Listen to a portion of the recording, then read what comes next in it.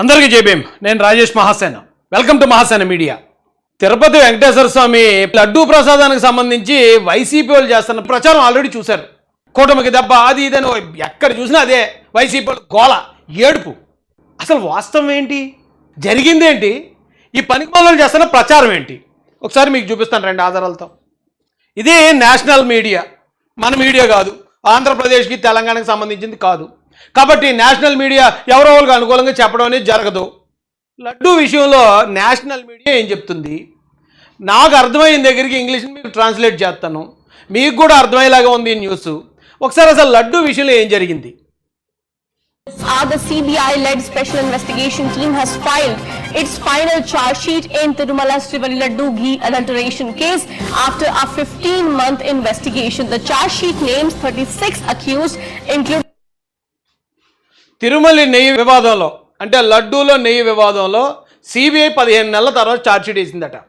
ఆ వేసిన ఛార్జ్షీట్లో 36 మంది నిందితులుగా సిబిఐ పేర్కొంది.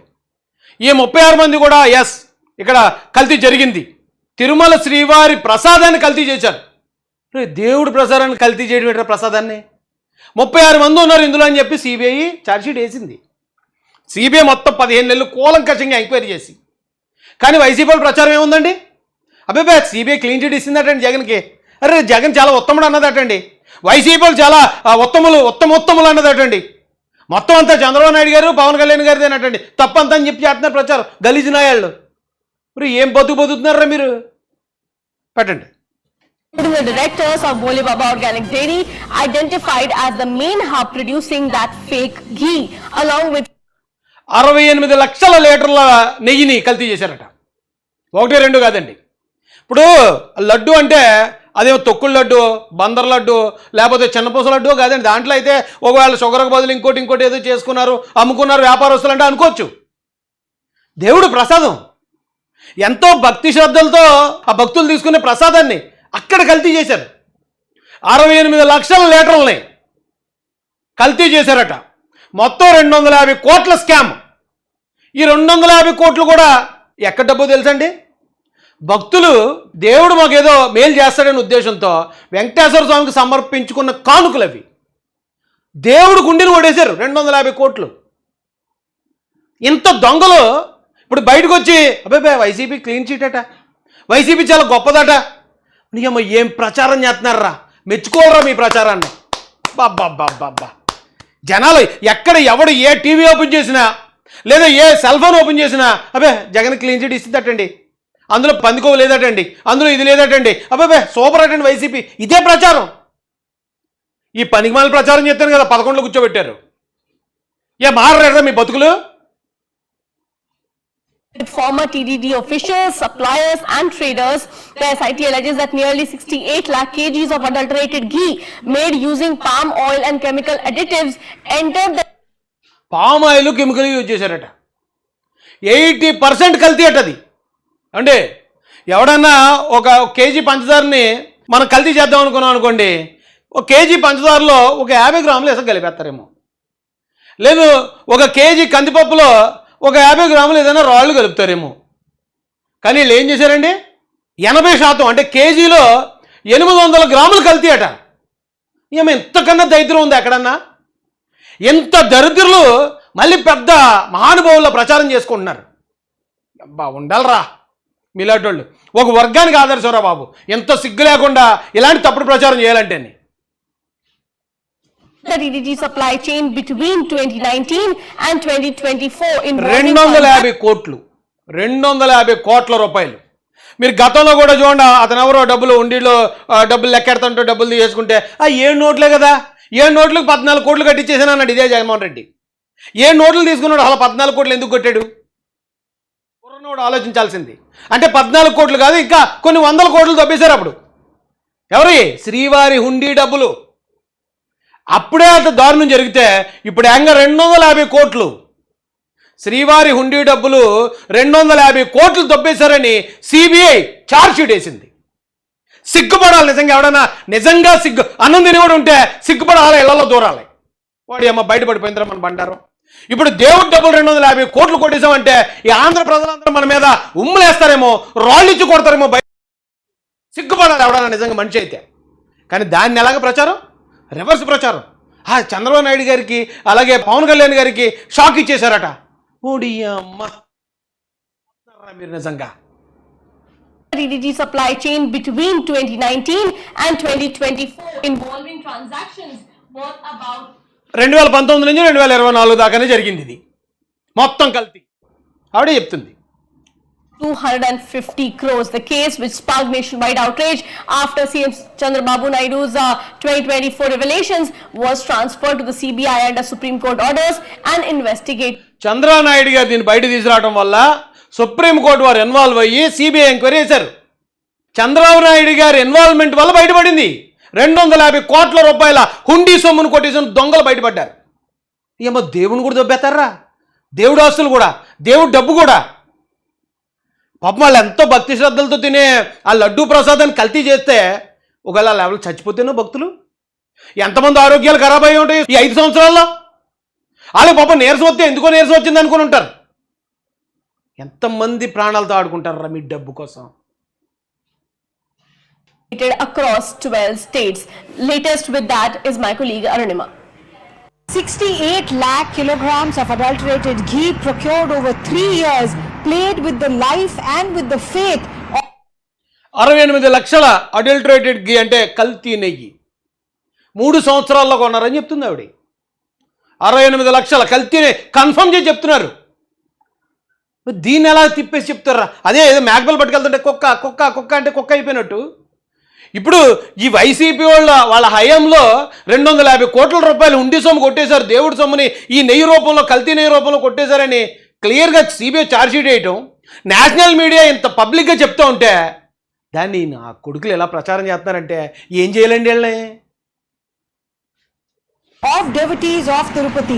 That is what the special investigation team led by Central Bureau of Investigation officials have concluded after a 15-month-long investigation in a Nellore court, in the Nellore ACB court.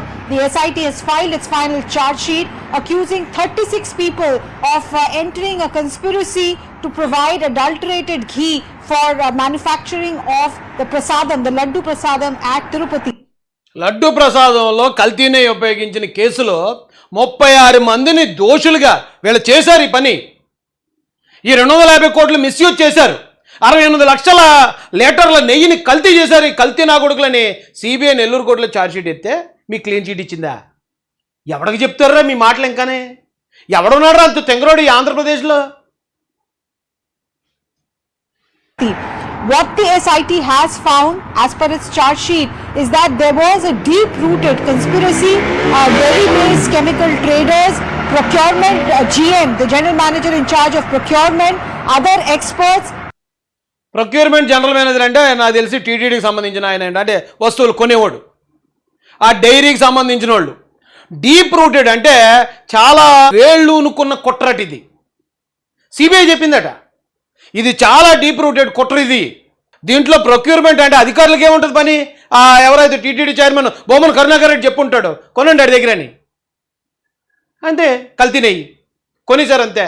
250 కోట్లు అందులో వీళ్ళు ఎంత తినేశారో వాళ్ళకి ఎంత ఇచ్చారో వాళ్ళకు 10 కోట్లు ఇచ్చి ఉంటారు. ఎందుకంటే వీళ్ళు మంచి మడతడేస్తారు కదా డబ్బులు దొరికితే.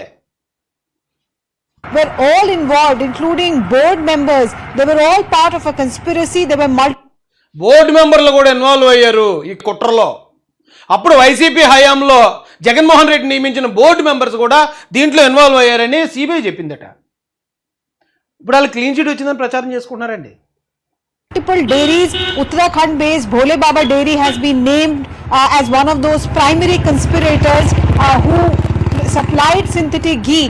CNN News 18 was the first to report that SIT has completed its investigation and it has found a deep-rooted conspiracy.